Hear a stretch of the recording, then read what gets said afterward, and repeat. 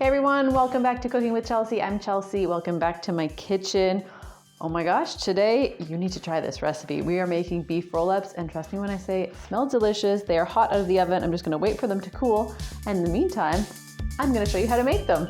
These beef roll-ups are delicious. I've made them a few times. They're super good and they're really versatile. If you wanna put cheese on top, cheese in the mix, add a little bit of spice or any other flavors that you want. But as always, we're gonna be following the recipe from the book because that's what we're trying to test here. We're gonna forge ahead with the recipes from the book because I want you to feel comfortable making the basic recipe. That's what it's all about in the kitchen. It's confidence, practice, and as always, wear what you feel comfortable in. I take off my jewelry, I put on my chef whites, and ready to go. We've got the master mix. You're gonna wanna go back, if you don't have it already, you're gonna wanna go back to my very first video and learn about how to make that there.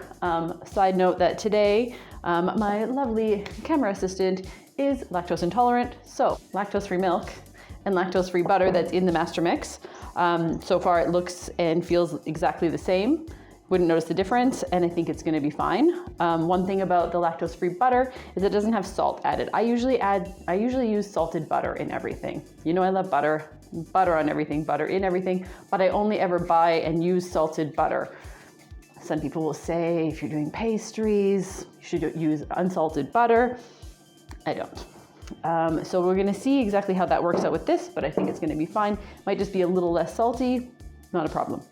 And so we've got the master mix, we've got the ground beef mix, and we've got the tomato sauce mix. So these are two other mixes that are on the channel already, super easy to make and really handy to have at home.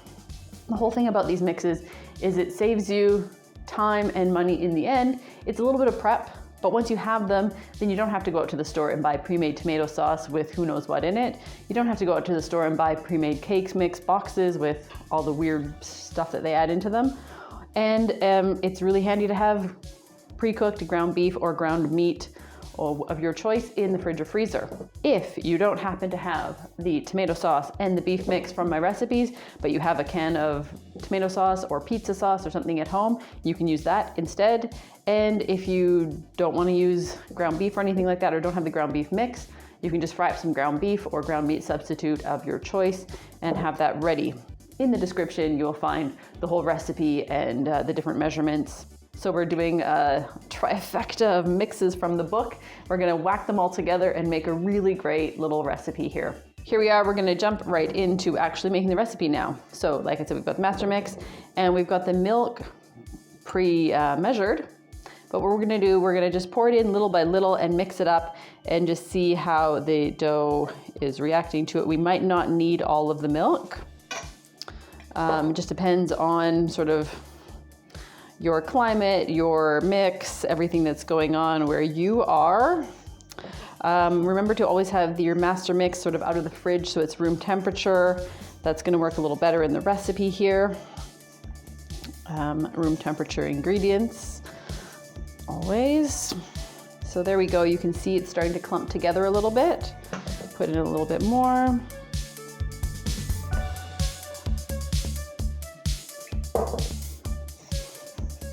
Just keep stirring till it really starts to clump together. Looks like we're probably gonna need it all today. Pour a little bit more here where it's a little drier looking.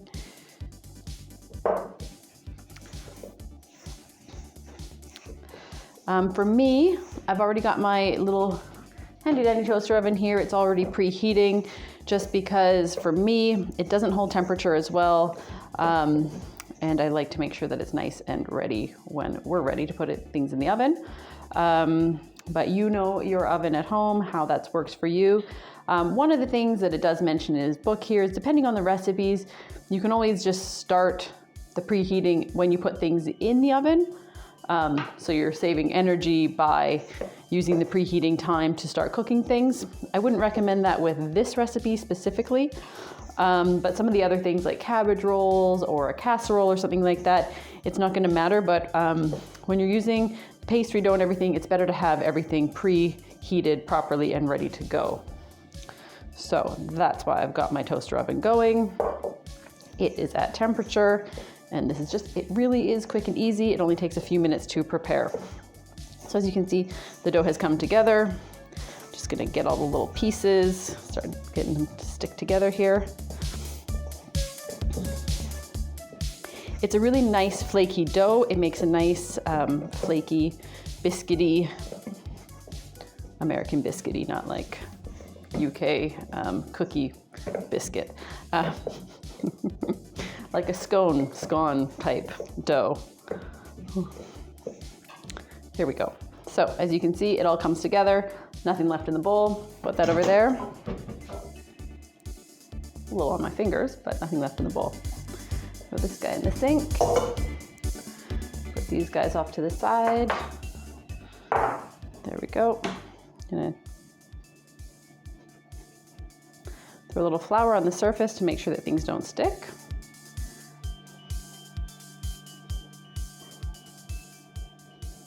Okay, and we're gonna wanna roll it out to a rectangle. So if you wanna kind of push it into a rectangle with your hands first, it's gonna make the rolling out process easier. As you know, I don't have a rolling pin. Seems like one of those things that someone who trained as a pastry chef should have. I don't have one. It just takes up extra space. I don't use it that often, but this time I'm using just a balsamic vinegar bottle, which I've cleaned off, and that's gonna be my rolling pin. It's just one of those things. I know I have a lot of stuff here and there, but I am trying to just be a little bit more minimalistic and not have things that I don't need. Rolling pins are handy, but not that often, and I drink vinegar and alcohol, so I have a lot of bottles, and I use those instead. You don't need all the fancy tools, all the fancy gadgets. If you have them, sure, they make life easier, but they're not necessary. And the thing that we're trying to do here is just give you confidence and make things with what you have. Sure, I'd love a real oven. Sure, I'd love a bigger kitchen, but I don't have it, and so I'm using what I have and it works. So we start rolling it out. We're going to, for a rectangle, should be 9 by 12 or 25 by 30 centimeters. I grew up a child in the 80s in Canada, and we have a very fun mix of imperial and metric there, and I am constantly confused by measurements. I also didn't do very well in math, so that doesn't help. Choose a measurement you like if you want to do imperial or metric and stick with one or the other. If you want to get out the measuring tape, you can do that to make sure you've got the exact measurements. I'm not going to. I'm going to kind of eyeball it. I know roughly the size I need to make this. I'm just going to keep rolling it out here. And as you can see, it is a fairly flaky dough, which is good. We don't want it to be super smooth and soft as if we're making a bread dough or anything like that. We want the flakiness. That's gonna help for the biscuitiness when it's rising. The flakiness, that's what we're looking for. Biscuitiness, that's a word. Welcome to my cooking show where I make up words. English. Okay, so more or less, this is where we want to be.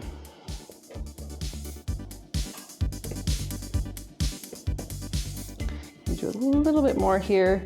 Try and make it as even as you can for the thickness. Yeah. We'll go a little bit longer this way. Make sure it's not sticking to your work surface. Again, we're at home. Things don't need to be perfect. They just need to taste good. And that is for sure what we're gonna have here today. So we've got the beef here. And like I said before, if you haven't followed the beef mix from my cooking channel or the tomato sauce mix, cook up some ground beef, throw in a can of pre-mixed tomato sauce or some of the pizza sauce, something like that, whatever you have. And just mix it together. It doesn't look very tomatoey. It's very heavy on the beef, but it's good. It's a good mixture, trust me. This is the second time I've done it, and it is delicious. Here we go, that's all mixed up. And once you've got that ready, we just need to spread it on to the dough. Make sure that you don't have any really huge chunks of the ground beef or really huge chunks of tomato. In the tomato mix, it did call for full tomatoes. I did not do that. I cut them up a bit, and I also used some chopped tomatoes instead of full tomatoes in my recipe. So there are some larger chunks, but not huge full tomatoes or anything like that. And the ground beef, there's a bigger chunk there. Break that up a bit. Once you've got this all rolled out and the mixture on top, prepare your pan. As you can see here, I've just lined mine with baking paper. That's gonna be easier for me today. If you want to do the butter and flour, that works better for you, go for that. Also have a knife handy for when you have to portion it. So you want to go from the long side and just start rolling towards you. Make sure that you've got enough space on the end of the table so you don't roll off the table with your roll here. And here we go. So just gently roll it. It's a little bit juicy. That's okay. Meat's trying to jump off the end of the dough here. There we go. Okay, this, yeah, is a little bit messy here. That is okay. As you can see, some of the beef is jumping out the ends. We'll fix that in a minute. Just make sure that your roll is fairly even throughout. Okay, and we want to cut this into 12 portions. So again, I'm not going to pull out my ruler and do it exactly. If you want to, and you want to do Instagram ready, go ahead. I'm just going to do approximations here. So in the middle, more or less here, and make a cut. Then in the middle there, more or less another cut. And over here.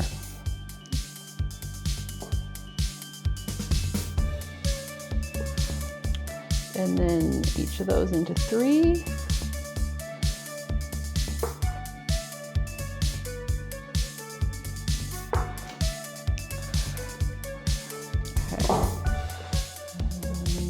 Careful because it's trying to jump out the end here, some of the beef. Just put that back on top. And you want to leave a little bit of space in between the rolls because they are going to grow and get nice and puffy and fluffy. So there we go. Looking at it now, I think I could have done the dough a little bit thinner, made it a little bit larger, would have rolled a little bit better. Because it's kind of falling apart a little bit, but that's okay. These end ones are really a little bit messy at the end here.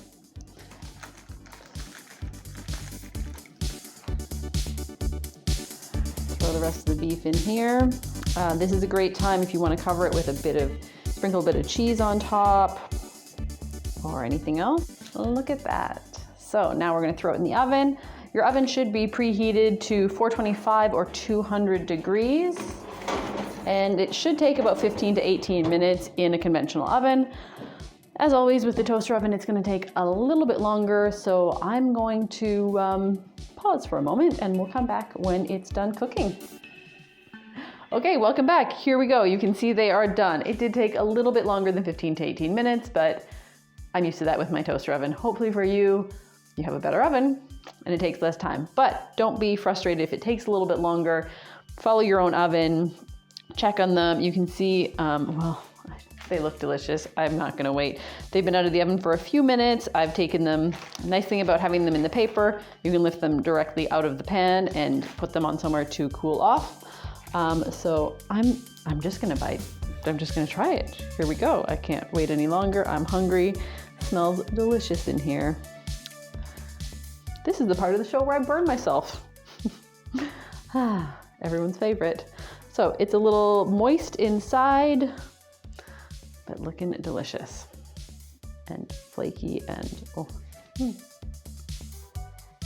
Ooh. Oh my gosh. Those ladies have come through again. This is delicious. Yeah, I think so. The beef got a little bit dried out on top. You could prevent that by putting a little bit of cheese on top. Probably also, if your oven is a little bit better, things are gonna just cook faster and better. It might not get so dry on the top, but just a little bit of, oh man, it's so good. You have to try this. Let me know in your comments how you did it, what kind of meat you used in it, any changes that you've done. But yeah, can't wait to hear from you. Have a great day. I'm gonna have lunch now. Ciao, like and subscribe below.